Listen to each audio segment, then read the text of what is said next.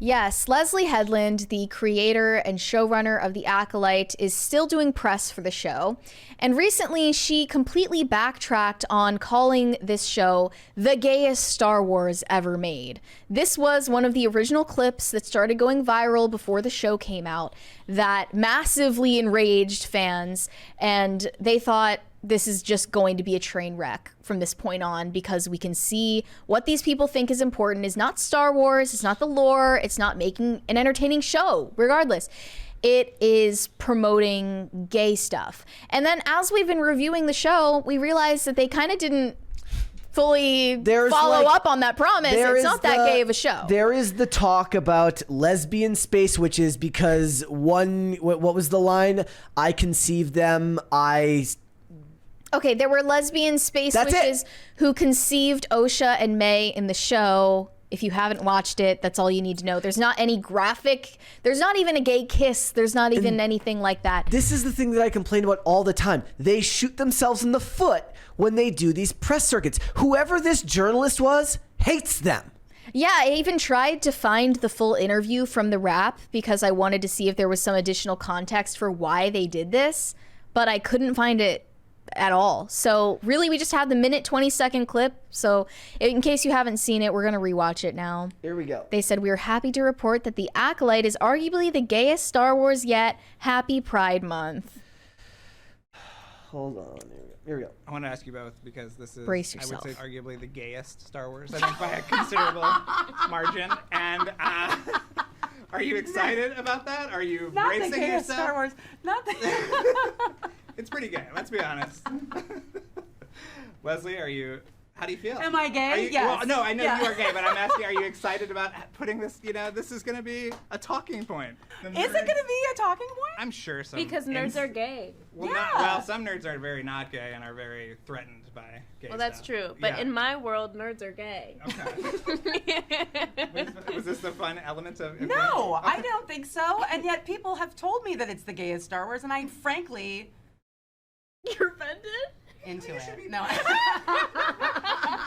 I think that Star Wars is so gay already. Okay. I mean, have you seen the fits? We'd be like, look how gay this is, and then send each other a reference photo. And are you telling me with a straight face that C-3PO With a is straight face. They're a couple. That's what I think. Are you telling me with a gay is more face? I think it's canon that R2-D2 is a lesbian. Oh, Ooh. interesting. Yeah. Huh. Ask Filoni. Okay. The point being that we're 5 episodes into the show now, and it's not the theme of the show. It's not exactly a pride parade. It's got little to do with the show. By posting these clips ahead of time, all you've done is handcuff yourself and make it harder for you to garner an audience. Yeah. So you're handicapping any effort you have to kind of win back people that might have been checked out, and there was no need for that. Right. It's like you're making Right. the job harder on yourself. We're only 5 episodes in, so something could surprise us in this latter half of the series, or the first season at least. I doubt it though. But I more likely is what you just said. She oversold the wokeness because she didn't think that it was going to backfire as bad as it did in the ratings and in the reviews. But it did, and now she's backtracking. She's running damage control. And here's what Leslye Hedland said in a recent interview with The Hollywood Reporter regarding criticisms that the show is an LGBTQ series. Mm-hmm. "I don't believe that I've created queer with a capital Q content." Remember when I was talking about X-Men 2 and I said not every story about adversity or feeling as if you are misunderstood has to be about some social theme like that? It doesn't have to be about a social group. Yeah. It could be far more nuanced and vague. She went on to say, "I'm proud of being a gay woman who's accomplished this feat. And certainly, if my content is called queer, I don't want to disown whatever queerness is in the show. I would be proud to create something that inspired queer people. Honestly, I feel sad that people would think that if something were gay, that would be bad. It makes me feel sad that a bunch of people on the internet would somehow dismantle what I consider to be the most important piece of art that I've ever made." If The Acolyte is the most important piece of art that you've ever made, That actually is kind of devastating. Well, for your- I mean, certainly, if by important you mean the most expensive, then yeah, it was probably the biggest project she's worked on. Yeah. Well, this line of inquiry started with, what makes a piece of mass entertainment gay? And this says, I was surprised by the question. This is from the Rap interview. Amanda and I just burst out laughing because that's our knee-jerk reaction to being asked that. But to be honest, I don't know what the term gay means in that sense. And that's when she said the rest of this. Yes. She wasn't really intending to make the gayest Star Wars ever made. But then when that sleazy journalist brought up the idea, she jumped all over it because she's gay and clearly an ideologue. And it's Pride Month, and she just got a little too high on her. That interview might be from before. I don't know. Before what? Pride Month? I mean, it could Do you have been. think? Yeah. I mean, I was saying because they tweeted it out Yeah. during Pride Month, but I could be wrong. It's so limiting in what it does to people's ability to interpret your art when you start adding monikers like that to it ahead of time by calling something queer coded. Even then, people are going to you're asking people. You're almost begging people to look at it through that lens. Now they're going to interpret it through the lens that you're asking them to do. Kind of like how they keep criticizing. Thank you. People keep saying like, you just realized that that Homelander is a Trump allegory. Who cares? Media Stop literacy.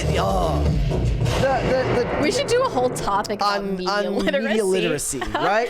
So it's like you're boxing yourself in by explaining it. You're not but just what we've boxing learned- yourself in. What you're doing is you're alienating. Yes. You're and alienating. but we have learned, and this doesn't necessarily seem to be the case here, but what we've learned is they hate in Hollywood when you don't interpret their art the way that they want you to. Back in the day, they put the art out there, and then it was up to you to interpret it in whatever way you saw fit. Now, maybe the director or the lead actor gives an interview down the line, but not as many people had access to it because the internet wasn't as much of a thing. Yeah. Now you're kind of inundated with responses about how you, the audience, should interpret this piece of art. Yeah.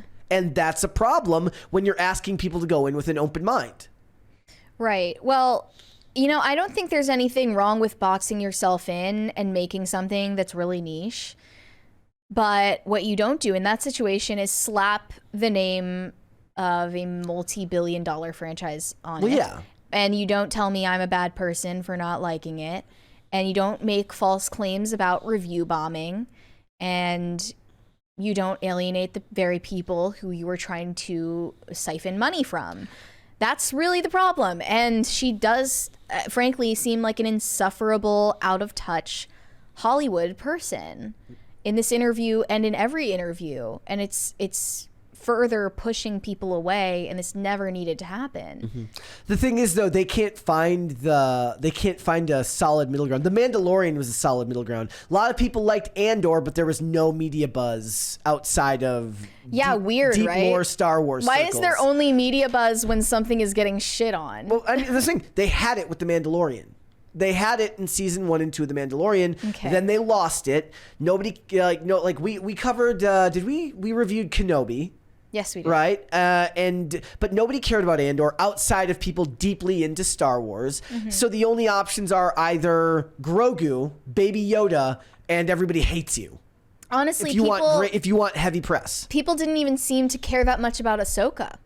Am I wrong? I mean, no, there was a decent amount of press beforehand, but it didn't really amount to much. And that show did better numbers in its first week than what this show did. Remember, 14.1 million viewers in the first 5 days. This did 11 million. The outrage marketing is not hitting like it used to. And the thing is, it's the law of diminishing returns. So it's the outrage doesn't last the whole way through. So they're not gonna I don't know what the numbers are now, but I guarantee you, whatever they're publishing, it's not the numbers. It's not the numbers they got. We're for gonna be the 11 million. last two people watching episode 8 of the us and Acolyte. Star Wars Theory, or we'll be the last ones watching it. And I guess that's the way it is, but they don't have any other way to market this stuff, and it's not going to make them any money because it's not driving subscriber growth. You can't tell me that people are signing up for Disney Plus just to watch The Acolyte. No. No. And anyone who claims that they're crazy about this show, they just love it. I don't believe you. I just saw these fan cam edits of Khmer / Darth Gimp Mask / Darth Edgelord, whatever you want to call him, Smilo Ren. I saw some. There were thirst edits. There were thirst edits of Smilo Ren. Like, please make it make sense. There's something seriously wrong with women these days if they can find that attractive. It's literally Ezra Miller from Wish, and Ezra Miller wasn't even attractive. I will say that he's the only competent actor besides Master Soul. Okay, that's okay. It. That doesn't mean he's sexy.